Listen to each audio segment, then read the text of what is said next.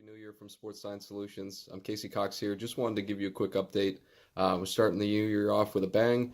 We've got a very interesting case study for you here today. The reason we're so excited about it is that the research that we've done up to this point is now going to be applied to some of our younger generation, the next generation of athletes, and to help some of these kids at this point in their lives learn some of these things based on the research we've done is really, really exciting. So take a look at what we're doing with our 3D analysis now. Right, we're here today in Sports Science Solutions. Rob Day, Casey Cox. We're here with Sophie Hausberger. She just went through a 4-pillar test. So, Sophie, why don't you tell us a little bit about it, what you think? Okay, well, I love it. We just did some computer testing, and we went over nutritional aspects of it, and I'm going to do the mental later. So the really interesting thing that we find, not just with Sophia, but with most of our clients, is that the things that we can't see aesthetically play themselves out on 3D much better. And when we looked at Sophia, what we found was that, again, visually she looked very good, but she had rocking in her pelvis forward and backward that was excessive, that was leading to injury. And when you look at this graph, this is her graph here, you can see that there are fluctuations forward and backwards of her pelvis. These peaks represent those fluctuations. And with a fluctuation like that, she's certainly going to have discomfort and pain in her knees and lower back. I found that my pelvis it's moving too much, so I need to keep it more stable so that my knees and my back aren't trying to be mobile. Excellent. Now, where do you play? I play for New Hampton and New England Wildcats.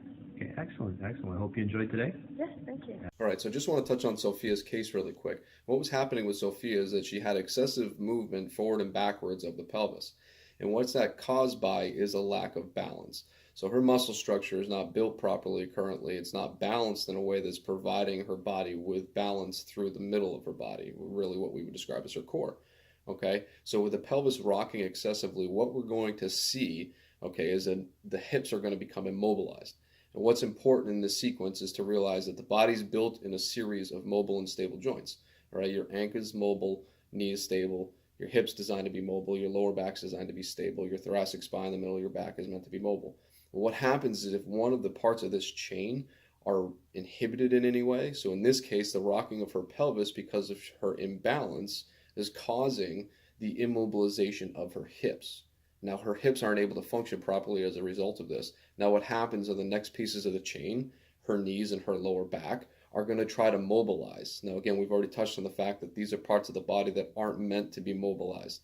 So what happens is she's going to feel pain. These things come as a symptom of her body not functioning properly. And when we put her on 3D analysis, we were able to see the way her body was interacting with itself that this pelvis rocking was actually causing the immobilization of the hips that led to her knee and lower back pain.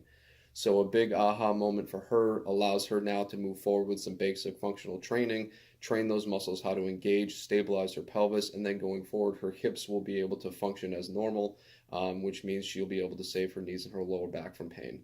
So I hope you enjoyed this case study. If you have any more questions, please find us online, sportssciencesolutions.us, or find us on Facebook, Instagram, all of the great social media platforms.